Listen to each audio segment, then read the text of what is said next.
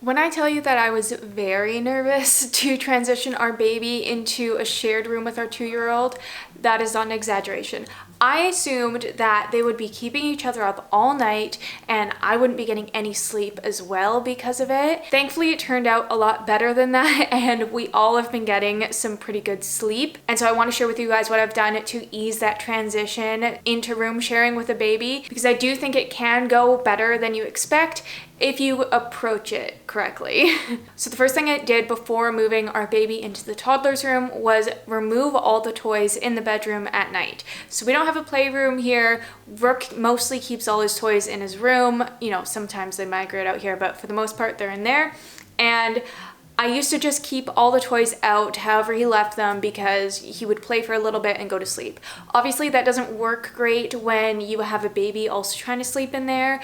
Lots of toys means staying up later, making more noise, and my biggest concern was Rook putting those toys in the crib because he doesn't know any better, and I didn't want to be worrying about that all night. So best thing for us to do was to remove the toys at night, which has helped me also in minimizing the amount of toys that I put out, and you know, just keeping a tidier home because I have to remove them at night. I feel like it's important that you wait until your baby is sleep trained or like sleeping through the night before you do this. I don't know if this is an obvious one, but we waited until Finn was 6 months old and sleeping through the night in our room before moving the baby into the kids' room, again to help prevent them from waking each other up, because Finn should be able to sleep through the night on his own. Bedtime routine changed a lot when we moved Finn into the kids' room. Previously, we would get Rook ready for bed, you know, in the bathroom, and then move him into his room, lay down in bed with him, tell him a bedtime story, and then started the ongoing questions of, I want this, I want that, I don't want to go to bed, etc.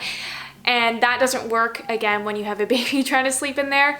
So it also worked out that our baby had an earlier bedtime than the toddler just because of, I don't know, how I scheduled it. And so when it was time for bed, I would feed baby in the bedroom, get Finn ready for bed, then move him into his crib, put him down to sleep solo. He was pretty good at falling asleep on his own, so that was a fairly quick process. And then like a half hour later, when it was time for the toddler, Rook, to go to bed, we moved his nighttime routine to our room instead of his room. This was exciting for him because he likes being on our bed, and it's just more special for him. So we'd brush his teeth and get him ready for bed in the bathroom, then tell him to come onto our bed. We would do a bedtime story, get our giggles out, you know, answer all the questions. And the kicker is, we told him, when you move to your bed, once you get in there, the night is over. There's no more questions, there's no more water, there's no more anything, you know, within reason, like if he has to pee. But that's the end of it. So that helped keep the silence, because going in there he knew, or he knows that, okay, the night is over. I can't be, you know, making a ruckus, therefore preventing baby from waking up. And it also has been easier for us, you know, not having the constant questions for bedtime. And not to say that it's gone perfectly. Some nights he is very awake and does try and ask for a lot, and we try and be reasonable again with, you know, we're not just closing the door and forgetting about him, but reminding him that once he's in his bed, the night's over. So that seems all fine and dandy. Baby goes down, toddler goes down. End of story, except not really, because life isn't like that, and you're gonna have fluctuations with sleep, especially in the first year. A baby goes through so much, so many developmental changes and teething and everything. And with sleep training, with a lot of kids, it isn't like a one and done thing. So we did our sleep training in our room with Finn, and then he moved into the shared room, but he would still have occasions where he needed to be reminded, or maybe it's less of that and more of, you know, if I knew he was teething, I would take that into consideration and feed him at night and, you know, respond to those needs. But then once the teething was over and he was used to being fed at night again, I had to lay down the law and do a bit more sleep training to reteach him that nighttime is for sleeping, not for being awake. So in that scenario, it's very tricky because you don't want to have your baby crying in the room that your toddler's sleeping in. And to be honest, Rook didn't mind that much, the crying. Like, I would go in there and Rook would ask, why is Finn crying? And I would explain, and he was okay with it. He would just put his blanket over his head. But still, like, it didn't feel good. So our alternative was we keep a playpen in our bedroom for nap time, and it also works well for these kind of situations.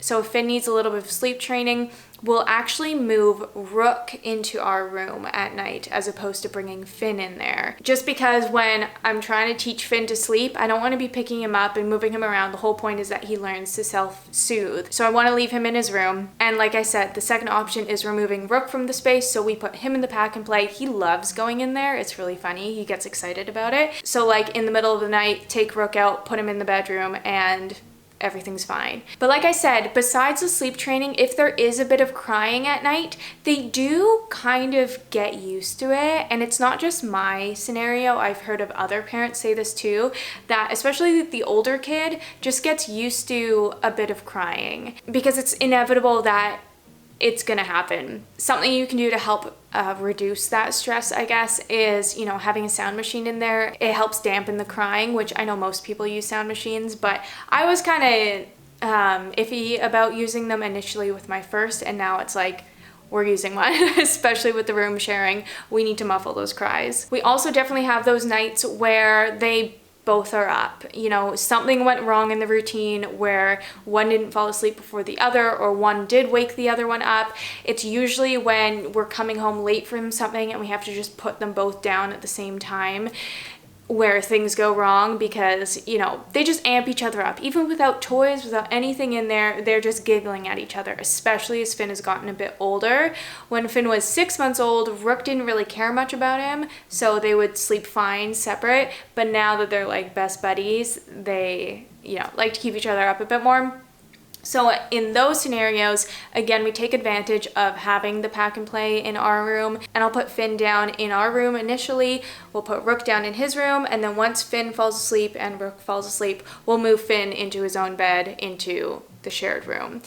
I know that isn't like the best answer that you're probably looking for, because ideally you would just be cutting out any use of your own bedroom at night for sleeping, but this is just kind of how it's had to be for us anyways, unless, they're staying up all night or crying at each other all night, which is not a great alternative. So I think the biggest thing to take away from this is just that you need to be flexible, and that it's going to be an ongoing journey of figuring out solutions, because you're dealing with two little kids who have their own needs and you're trying to juggle that.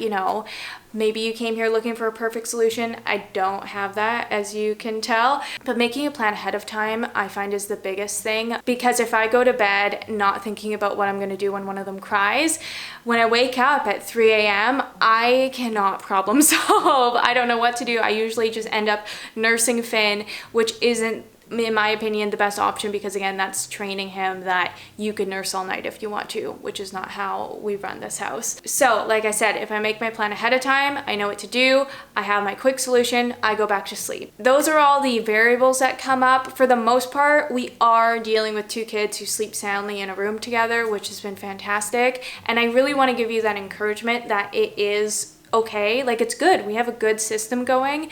And a lot of people have kids who room share. That was one of the most comforting things for me, is knowing that a lot of toddlers and babies share rooms. It's not a new thing that I'm trying to figure out on my own. It's quite common. We can all do it. So thank you so much for watching this video. I hope you learned something or got some encouragement on how to room share with your toddler and baby. I hope you enjoyed, and I'll catch you in the next one. Bye.